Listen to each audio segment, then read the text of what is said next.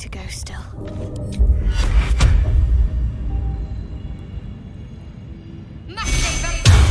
I'll go this way.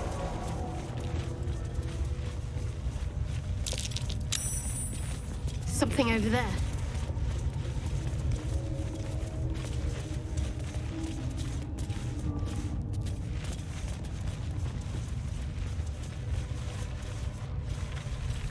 Trust no one. Simple.